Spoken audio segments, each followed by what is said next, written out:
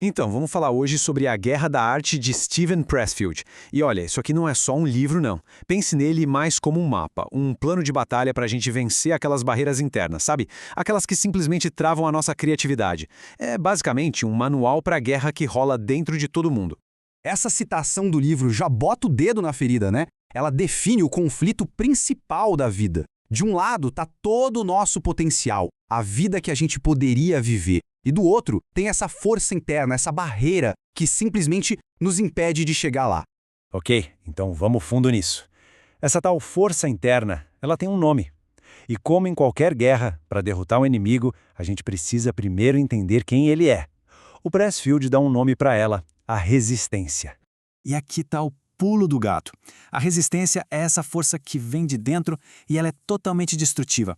O único objetivo dela é nos sabotar. Sabe, é nos afastar, nos distrair, basicamente impedir que a gente faça aquilo que é realmente importante. Mas onde é que essa tal de resistência ataca? Bom, a lista é grande. Ela aparece em qualquer coisa que nos força a crescer. Não é só para quem é artista, não. Ela tá lá quando alguém decide começar uma dieta ou tenta largar um vício. Ou, olha só, até quando a gente decide simplesmente ser uma pessoa melhor. E essa é a chave para entender tudo. A resistência, na verdade, não tem poder próprio. O combustível dela é o nosso medo. E o mais doido é que funciona ao contrário. Quanto mais medo a gente sente de fazer alguma coisa, maior a certeza de que aquilo é exatamente o que a gente precisa fazer para evoluir. Então, para lutar contra a resistência, a gente precisa sacar as táticas dela. Primeiro, ela é invisível, mas a gente sente. Ela também é traiçoeira, sabe? Ela inventa desculpas que parecem fazer todo sentido. E ela é impessoal, age quase como uma força da natureza.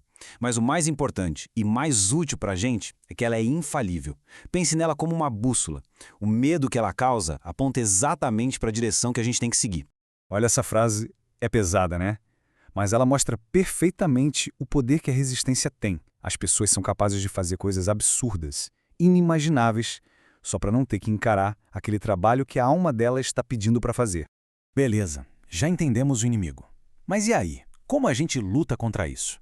A resposta, segundo o livro, está numa virada de chave. Uma mudança de mentalidade. É preciso deixar de ser um amador para se tornar um profissional.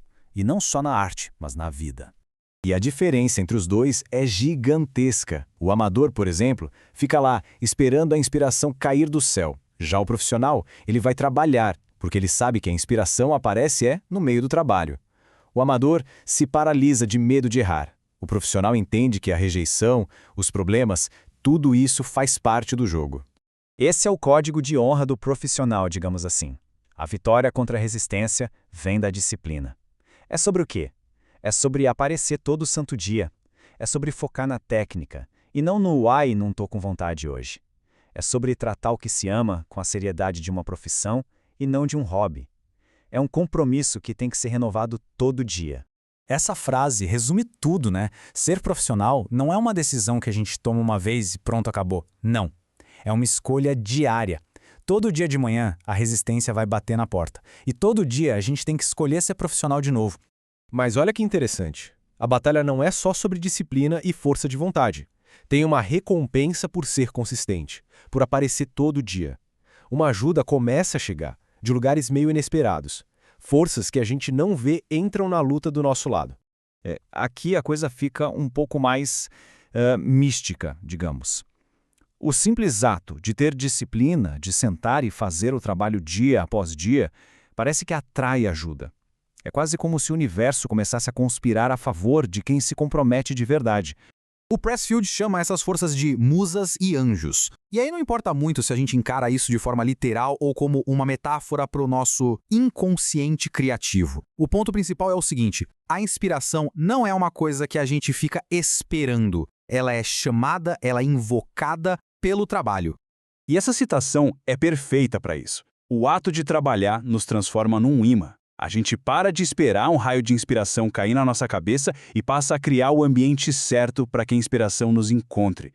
A nossa dedicação é o convite que a gente manda para o universo.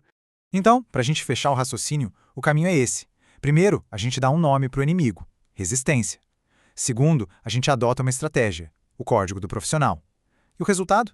A gente abre as portas para esses aliados criativos entrarem em campo. No fim das contas, essa análise toda vira um chamado. A batalha é todo dia, o inimigo não dá trégua, mas as ferramentas para vencer estão aí. A questão de verdade não é se é possível vencer a luta, mas sim que grande obra pode nascer dessa vitória.